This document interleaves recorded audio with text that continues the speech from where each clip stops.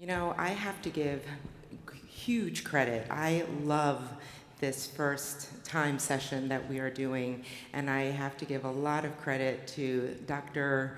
John Berdal, Dr. Julie Schauhorn, and Gil, because the group that is gathered for the panel cannot have been a more perfect faculty panel for this, if not first, you're last. What does it take for innovators to really get into a trial to create studies? You know, what are the ingredients, the essential pieces with regulatory when you are considering taking a concept, a proof of concept, and to make it reality with investors and creating a study design, et cetera? And so I would like to have the panel, starting with Dr. David Bingaman, introduce himself, and then everyone also introduce themselves, and we'll start with a case study. Okay. Hello, I'm David Bingaman, and Chief Development Officer for Aura. I'm deaf. I'm Doug Kelly. I'm Deputy Center Director for CDRH. I'm Greg Kunst, CEO of Aurion Biotech. Kevin Waltz, I'm with Ophthalmic Research Consultants. Ayman Naseri, professor at UCSF and an ophthalmologist, and also at Foresight Labs. I have to show the first slide because our creative design team at Aura helped me with these, and I'd be remiss if I didn't show you each piece of it. So I'm a little bit unique, probably in more than one way, but I'm actually a veterinary ophthalmologist, and my background is I've been in ophthalmology for 30 years, have a PhD in ocular angiogenesis, and joined Alcon, started my pharmaceutical career 25 years ago. And as we talked, Liz and Julie and John thought it would be useful to potentially use my experience as a case study, mainly to elicit the information that's provided by my esteemed panel members and how best to approach a first-in-human or first-in-ocular exposure of a drug or a device. And you're going to see some things that sound like cliches, perhaps, but maybe if you think about it a little bit differently, you can think of it as something simple that's actually difficult to do. Oftentimes, the most simple things are that way. So just very quick, I call this my blood, sweat, and tears tour. My background, so I started at Alcon, and as I mentioned, helped establish some initial capabilities within retina and discovery, and then moved into clinical development, participating in phase 1 through 3 trials, but several different first-in-human studies. Then I had the opportunity to lead development at Panoptica, and this is actually the company that we'll use in its journey as a case study, a topical anti-VEGF molecule, and I'm currently the acting CEO and president, but it's very limited engagement working with our licensing partner, Zhouku. Then I had the privilege of working for Oculus. Oculus, if you're probably familiar with them, they recently, congratulations to them, they came out on a NASDAQ, but they have front and back of the eye assets, both biologics and small molecules. And then most recently, 2 years ago, I joined Aura in a new role for the company and a new role for me as Chief Development Officer. And this is a slide showing the capabilities within Aura. And I'm not really going to speak about Aura today, be happy to talk to anyone about it. But the reason why I joined Aura is Aura has all the internal functionality of a pharmaceutical or device company. And right now, across our portfolio of anterior segment, posterior segment drug studies, as well as medical devices, there are, as you can see, 18 different studies that fit this first-in-human, first-in-ocular exposure, or in the medical device category, feasibility studies. This is actually a slide generated by Julie. And what we wanted to emphasize is, or what she wanted to emphasize by this slide, is that everything to your left, we're not going to be talking about. We're going to assume that the work has been done in order to get to the point that you can begin your first study. So now this is where, Liz, do you want to? Actually, this is a great place to start. So, you have this, topical VEGF receptor inhibitor, for neovascular AMD. And at which point did you decide that you wanted to engage with the FDA on the study design? And I think I'd like to hear what you actually did, but since we have somebody representing regulatory, what is your perspective on what the FDA when would the FDA like to see? I would like to hear your perspective, Doug. Well, I'm on the device side. That biotech stuff, that's somebody else. Well, device is good. We'll start with But device. we're trying to encourage more and more people we're trying to encourage everybody to do their first-in-man studies in the United States.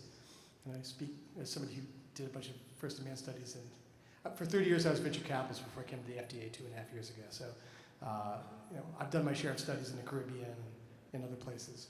But we want to have people to come to the United States and come talk to us when you're thinking about your study as soon as you can. And you might be surprised how flexible we can be with people coming in. But I also want to make sure that we're not losing the bigger point, which is I'm starting a program at the FDA. I've started it, starting in cardiovascular devices, to bring all the stakeholders together at the beginning of the process, and that's payers and professional societies and hospital purchasing managers and regulatory people, and to talk about what evidence do you need to see, because we all know that FDA is required but not sufficient to have successful commercial adoption. And people who have chosen to make the FDA a false god, and that, when I get my FDA approval, everything will be good, have found themselves in trouble, and it's actually really decimated the medtech innovation ecosystem. So before we even go there about your first-in-man study, I think you really need to think about, who else do I need to bring into the conversation from the very beginning, because these studies are very expensive. Sometimes they're binary and create an existential issue for the company. And before you go do that, you really need to think about, how do I bring these people, if not friends that are going to be invested in my success, at least not an orange traffic cone to slow you down. And then for the second part, which the question you actually asked, I will give you the typical FDA answer, which is, it depends. All right, Greg. From the experience, please provide your experience. You've been on both the device side and now working with Aurion and endothelial cell therapy. Very unique, your experience with the FDA, obviously, and seeking their advice, especially because it is such a transformational, unique therapy. I'd love to hear your perspective. Sure. So Aurion Biotech has developed a cell therapy for corneal endothelial disease, and our kind of journey in first-in-man trials and communicating with the FDA kind of starts with, if we go back to 2020, we had just come off licensing this technology from Shiguro Kaneshita in Japan. And so you can imagine in the middle of a pandemic, we're trying to move technology out of Japan, which was completely shut down, and we couldn't go in there to do that directly. At the same time, we needed to verify and validate exactly how Kaneshita and his team had developed the cells and how they used them on patients. And so a decision was made at that time whether to engage with the FDA and to open an IND in the United States, or to go directly into another site in the world and start to try to understand and fine-tune what we were doing. So the decision was made to go to El Salvador at the time. We partnered with Kevin and John Vukic, Gabriel Quesada, and Rodrigo Quesada, went down to the Clínica Quesada in San Salvador, El Salvador, and started to really, in an iterative way, learn a lot more about our drug product, and most importantly, to demonstrate that we can get the same results that Kaneshita had gotten in Japan with a new location and with 4 new surgeons, Liz Yu, John Berdal, Matt Gigengak, and Ed Holland.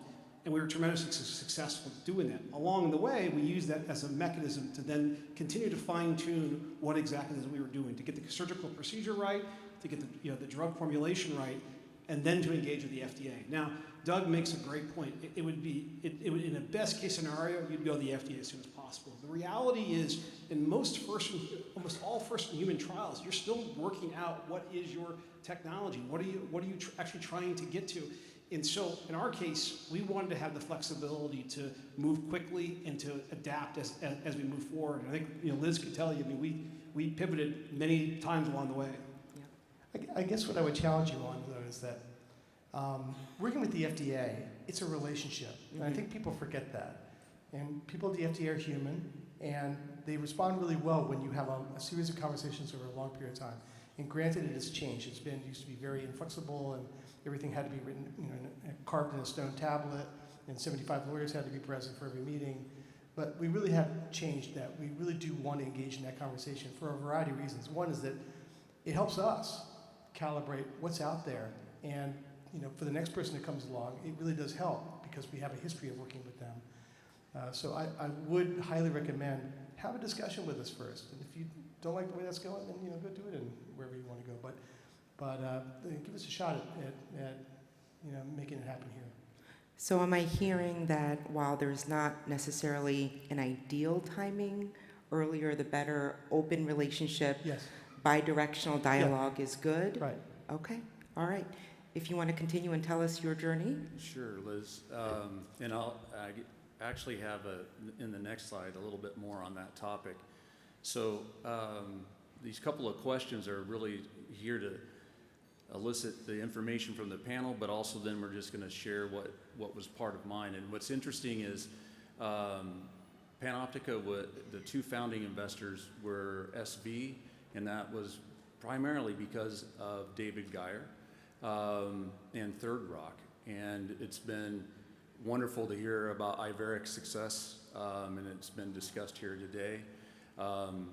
David was the board chair for Panoptica for the 9 years that we were together. Had a very experienced CEO in Paul Cheney and CMO in Marty Wax.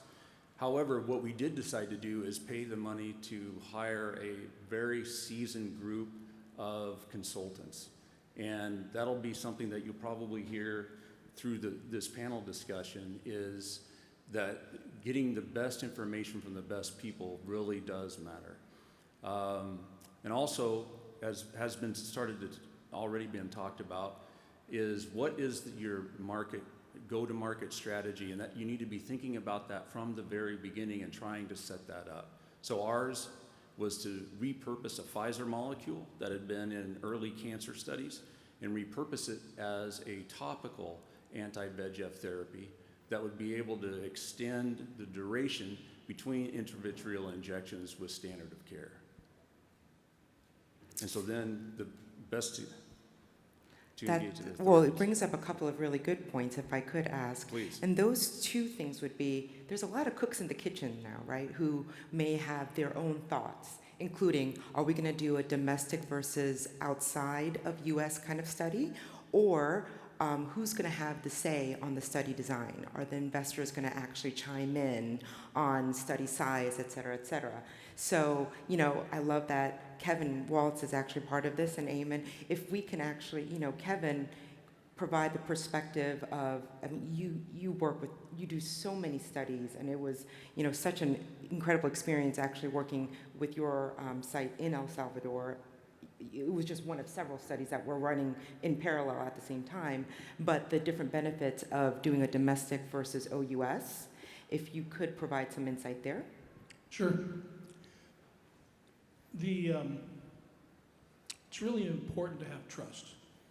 So you have to understand where the other team members are coming from. Tom Samuelson said something very interesting in the previous session, which he said, I have a day job. And that gives you incredible insight into the ophthalmologist. If the whole thing blows up, the ophthalmologist goes back to work. And that gives you a perspective. But the CEO got to find a new job. And that gives you a different perspective. And everybody goes from there. So one of the things that's hardest to do is to help the middle to lower level team members from the company understand that the ophthalmologists they're working with have a day job. And their number one job is take care of their patients. It's not satisfy the research team. Ideally, you do that too, but you have to have trust between those individuals that everything can and will be done, but you have to give it some space. So to give you an idea how difficult it can get with Greg's project with Aurion, we were a very experienced site in El Salvador with a lot of comfort interacting with the government. We went to the government and the IRB and said what we want to do, and they said, whoa, we can't even approve that. We don't even need to talk about it. So we had to go to the Minister of Health directly to override the function of the normal government body. Because they said, you're going to take American cells, grow them in Japan, fly them in during a pandemic to El Salvador and put them in 24 hours? Get out of town. Not going to happen. But we convinced them it was okay, and we didn't take it into account, but we did it in the middle of a hurricane. We did that because Aurion's team was amazing. They wouldn't stop. They wouldn't take no for an answer, but they didn't put the patients at risk.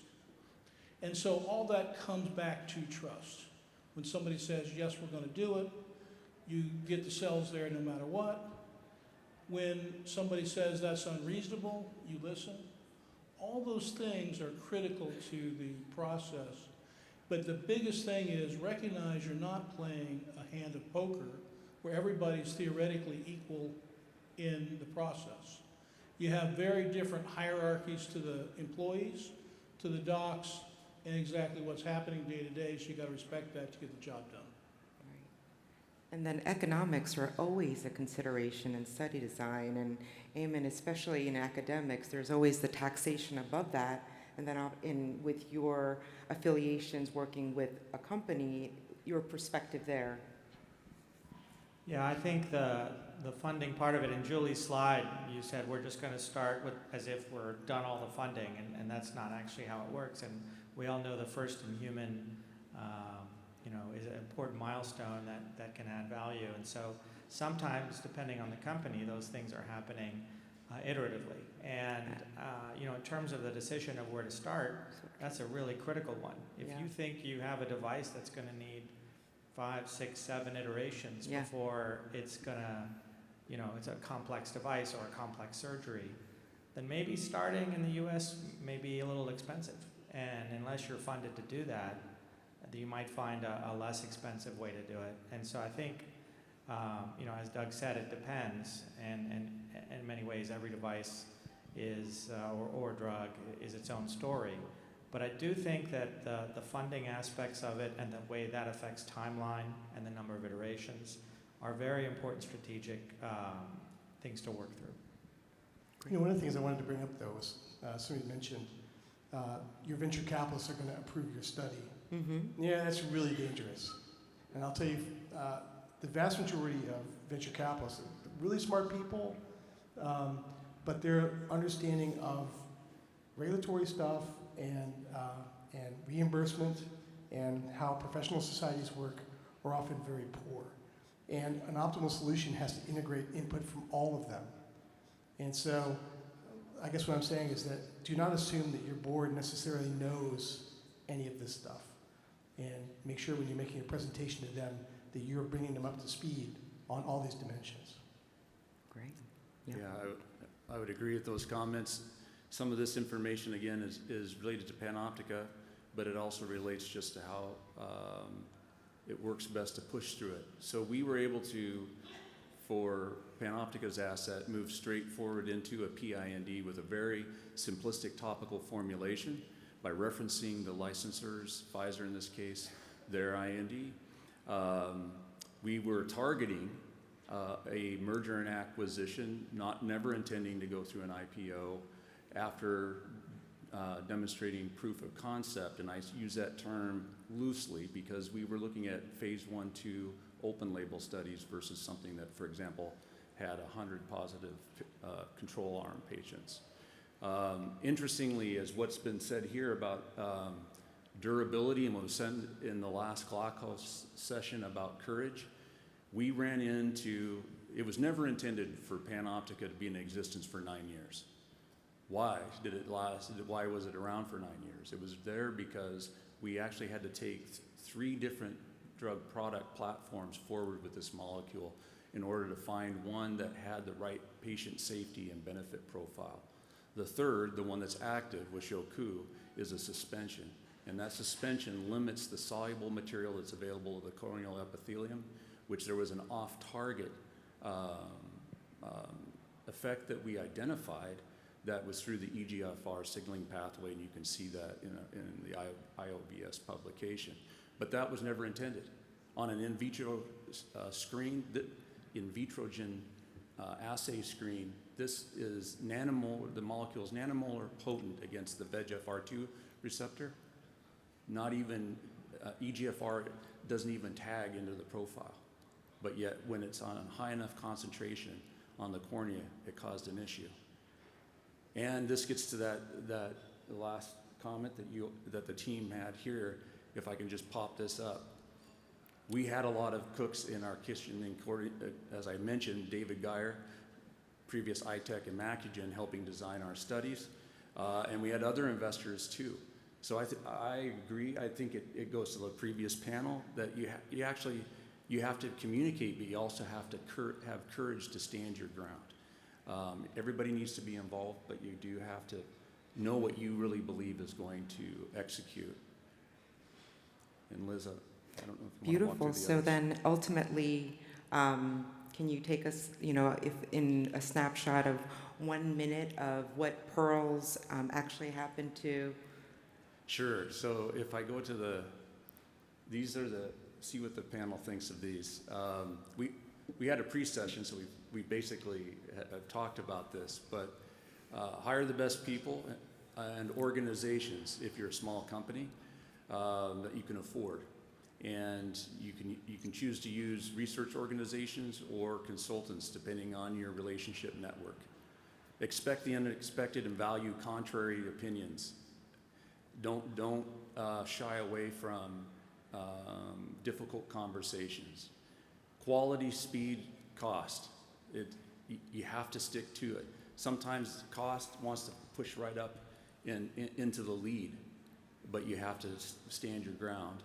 And then keep the end goal in mind even though you're overcoming the short-term obstacles, it is patient benefit in the end that we're all driving for.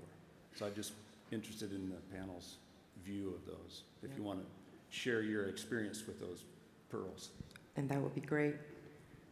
Yeah, I mean, I would add to building a really good team of KOL consultants that will go with you along the journey. I mean, so in our case, like I said, we had 4 KOLs, Ed Holland, John Bradall, Liz Yu, Matt Gigengak, who so many times went down to El Salvador during the middle of COVID, at a time when there weren't vaccines, during a Category 4 hurricane in San Salvador, and went with us time and time again to figure this technology out. And you can't underestimate the value of having good practitioners with you along the journey to make sure you get it right. I would add to that, extending what I said earlier, is that we had 4 really great corneal surgeons, but we had 4 other surgeons backing them up. And it was agreed up front that the other 4 surgeons were going to be the supremes, and we had Diana Ross's over here. And that's who it was, and we were okay. And Liz Yu's an amazing surgeon. I'm going, wow. And so it really helps to have the best people doing the job. Ayman, any last thoughts? Any pitfalls? Well, expect pitfalls is probably the most important thing. It's just the amount you learn.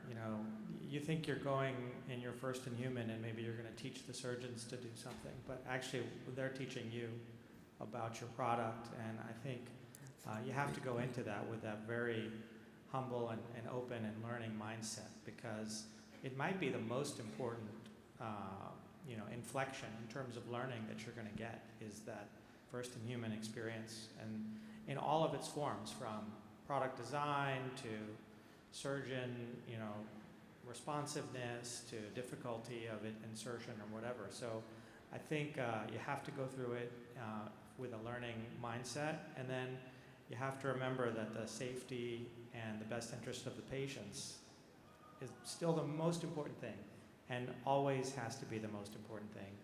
And I think that's where having the best clinicians will always keep that in mind.